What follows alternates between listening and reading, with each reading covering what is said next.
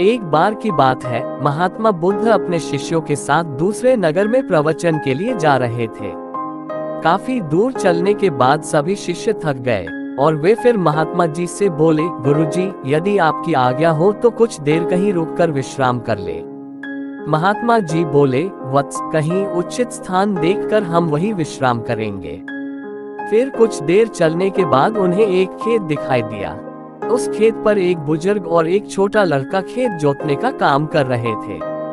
महात्मा जी ने उस बुजुर्ग से पूछा, हे मान्यवर, हम कुछ देर यहाँ विश्राम कर सकते हैं?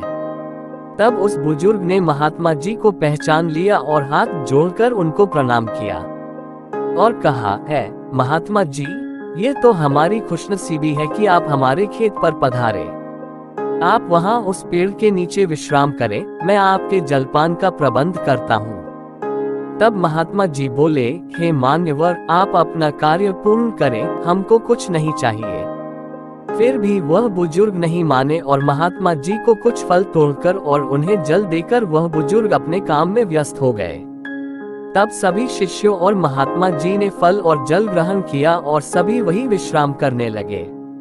फिर वह बुजुर्ग निरंतर अपना कार्य करते रहे। तभी उस बुजुर्ग के पोता काम करते करते थक गया और मन में सोचने लगा कि अभी तो आधा खेत ही जुता है और आधा खेत अभी बाकी है।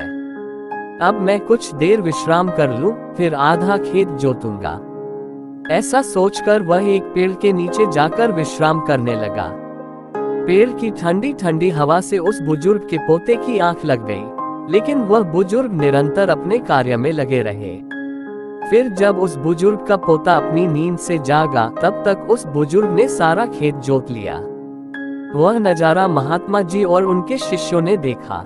तभी महात्मा जी से उनके शिष्य बोले, हे गुरुजी, इन बुजुर्ग की उम्र इतनी अधिक होने के बावजूद भी बिना विश्राम किए ही उन्होंने सारा खेत जोत लिया, और दूसरी ओर तुम्हारे पोते की उम्र उनसे छोटी होने के बावजूद भी आधा खेत जोतकर विश्राम करने चला गया। ऐसा जोश सराहनीय है। उन बुजुर्ग में ऐसा जोश देखते ही बन रहा है, और वही उनका पोता आलस्य में आकर विश्राम करने चला गया। तभी महात्मा जी बोले, हे वत्स, तुम्हारा कहना उचित है, पर ऐसा इसलिए हुआ क्योंकि उस बुजुर्ग का ध्यान केवल खेत जोतने पर था, न कि शरीर की थकावट पर। वही दूसरी ओर उस बालक का ध्यान खेत की जुताई पर न होकर शरीर की थकावट पर था। इससे हमें ये शिक्षा मिलती है कि अपना ध्यान हमेशा लक्ष्य पर केंद्रित रखें और अन्य कहीं नहीं।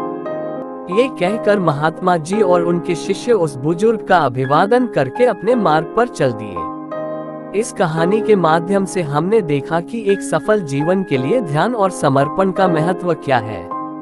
ये हमें याद दिलाता है कि अपने लक्ष्य को प्राप्त करने के लिए हमें समय समय पर विश्राम करना जरूरी है, लेकिन इसका मतलब यह नहीं है कि हमें अपने कामों में आलस्य पूर्वक ढलने की इजाजत है।